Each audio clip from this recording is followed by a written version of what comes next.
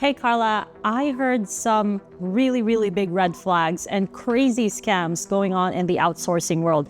I've read tons of them on Reddit. I've heard about stories from my friends, virtual assistants from the Philippines, Eastern Europe, Latin America, Africa, India, Pakistan, everywhere. It seems like scams are everywhere. But also the other side of that is there is also a lot of really legit ways to contract a virtual assistant, a project manager, a client success manager, an appointment setter, video editor from the other side of the world without taking a lot of risks. Now, today I will tell you about the top 6 most common outsourcing scams that people usually encounter or maybe even experience, unfortunately, if they don't know how to outsource properly. So this video is great for small business owners who are just about to start their own outsourcing journey, or maybe they're about to hire their first virtual assistant, their first video editor, their first client success manager,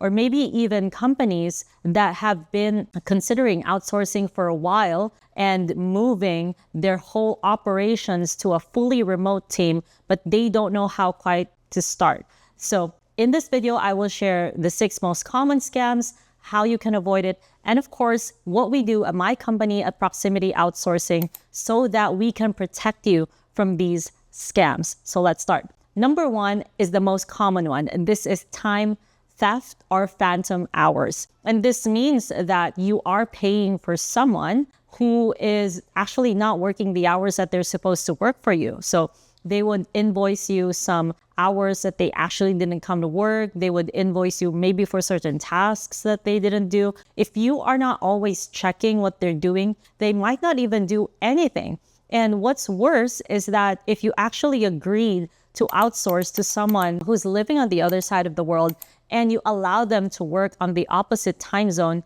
it will also be very inconvenient for you to have to communicate with them and have to check if they're actually doing what they're doing. So our suggestion and our solution for this is proper time tracking. There are tons of time tracking devices or time tracking services that are available right now, like Time Doctor, WorkSnaps, Hubstaff. Those are just a few of these services that will give you data on what they're doing for every maybe 10 or 15 minutes that they're logging in their computer to work for you or to do the task that you assign them. Number 2 is moonlighting. And this is a very common scam in the outsourcing industry where you pay a freelancer to do a task for you or to work for you. And then they also take another gig from another client and they're basically billing both of you for the same hours. They're doing 2 jobs at once. They're basically doing some sort of a job stacking or some sort of maybe a hack that they learned on Reddit or something like that. So obviously, some people might say it's smart. Some people might say it's very clever. But then again, it is still a scam. It is still stealing. It is still kind of a form of time theft. So another way to avoid this is, of course, you can still do time tracking. And another way for you to also add another layer of protection is to have a contract that will reflect their commitments with you, and for all of these commitments to also be reflected in their invoice for you. So if you're dealing with a freelancer, you have to make this very clear. You have to also maybe check the references, maybe even a quick Google for their names, and if anyone had any bad experiences with them. I'll share some of these strategies in the last part of this video. So there are definitely certain things that you can do to protect yourself from these scams. Now, the risk is not 0, but definitely you'll get some sort of protection that will provide a huge difference between not doing these suggestions and if you are doing them. So you can definitely have a better experience, of course, if you apply some of these layers of protection for yourself. Number 3 scam is ghosting, or just straight up absence without leave, or AWOL. So this is a very common scam run by some freelancers, people who just do not care because they always think that they can get another gig. Unfortunately, this scam can be run by people or freelancers that are good at what they do. And it is another thing that actually gives them the confidence of just ghosting a client or going AWOL. Now, if you're lucky to not have paid them for this time or maybe the week that they ghosted, then I would say that is kind of the best case scenario. But if you have already paid them and then they ghosted you, then that's just twice as worse. You did not get what you paid for and they didn't do anything and you lost the money. So of course, the downside for just ghosting, and if you didn't pay them, is it's just another hassle for you. You wasted some time. And of course, that is also annoying, especially if you are a very, very busy business owner and your online business is growing really fast, just like our clients at Proximity Outsourcing. In my company, Proximity Outsourcing, we make sure that we protect you from a lot of freelancer and outsourcing scams out there. We are a registered US LLC. We have all of our papers. We have a lot of happy clients. All of our testimonials, reviews are public. You can even Google the companies that we work with. If you can find these owners of these companies on LinkedIn, you can also ask them for their experience in working with us. We really strive to give a 5-star experience to every client. And not only do we protect our clients from scams, we also try to make sure that they grow with us and they have a great experience with us. Super great and super good that they actually tell their friends about us. One of the things that Proximity Outsourcing is really known for is growing from zero to $1 million company in less than 2 years without spending anything on ads. So we are super proud of the work that we do. So in my experience in this industry for such a long time, this is also one of the reasons why I can openly share a lot of these scams, because even as a company, we have experienced some of these scams in the past, and that's why we were able to build perimeters around it and protect ourselves from some of these scams. Number 4 is data theft or credential misuse. This could be a very dangerous one if you're sharing financial information. So my personal recommendation is if there's financial or super confidential information, do not outsource that task. Or if you do, you have to outsource it to someone who has a protected device. Maybe send them a monitor and have a software like monitor the activity that they're doing. Some of our clients have done this. Some of our clients have also opted for an office-based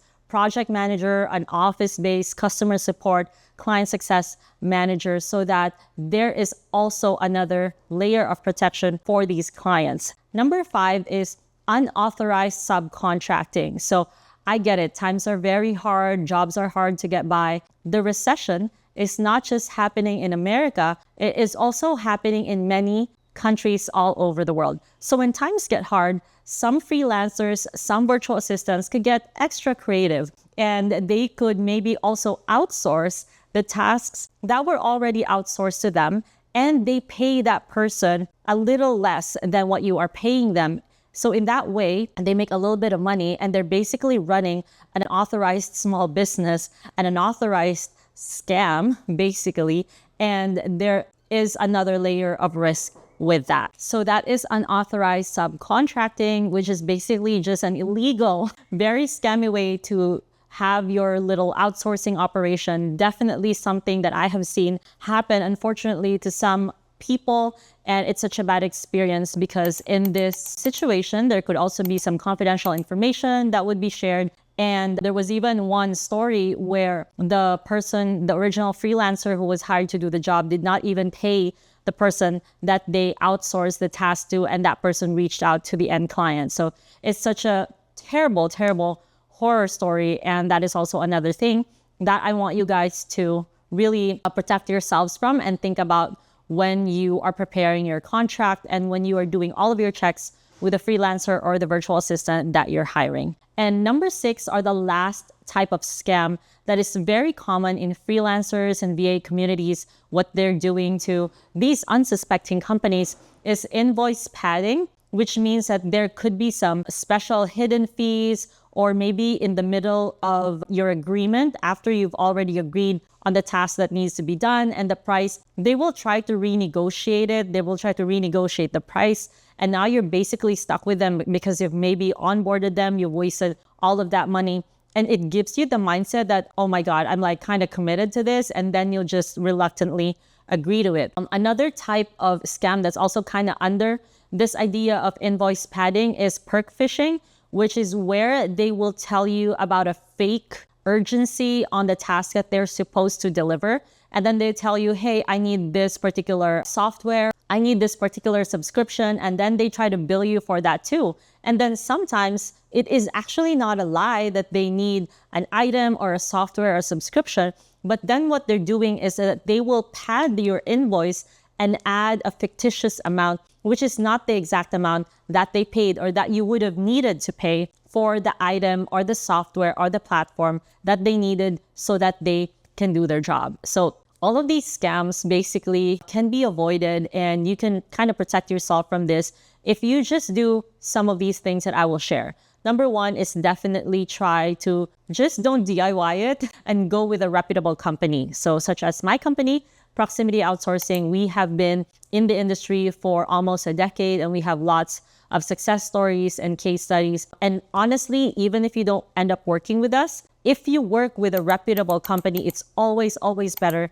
than trying to go at this alone and try to do this yourself. You're definitely risking a lot in trying to DIY outsourcing, especially if you're doing it to a country that you know nothing about. Next is that try to have a contract that is super tight, airtight, foolproof, whatever word you want to use. You can start by using ChatGPT and then having a lawyer look through it and make your agreements really clear and make it really direct, especially the payment, the cadence of the communication, all of your expectations, because the more airtight your contract is, the more serious you also appear to every freelancer, every virtual assistant. And, maybe they'll think twice about doing something bad, and maybe they'll treat you right. Or maybe they'll just rescind from the agreement and you're not going to work together. And even though it hassled you a little bit, it's still good for you because you did not get scammed financially, and maybe, hopefully, you haven't sent the payment yet. My next tip for you would be definitely time track. So there are tons of platforms, software that will help you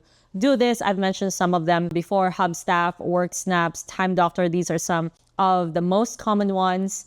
And you can just use these platforms to track whatever they're doing. It's also really good to use these platforms so that you can set a great expectation or a positive or an accurate expectation on how long each task usually takes. Because the other challenge with outsourcing is that you would assign a task and you think in your head that it will only take them 30 minutes to an hour to do the task, but it actually took them 5 hours, maybe 3 hours, because they had to do so many things to actually get to even preparing to do the task. So time tracking gives you that clarity. And of course, if they have to do overtime or undertime, having the time tracking sheet is also very, very useful and very handy in these special situations. Now, lastly, I would say if you are thinking about signing someone, a freelancer, a virtual assistant, an outsourced remote professional, and you feel like the deal is too good to be true,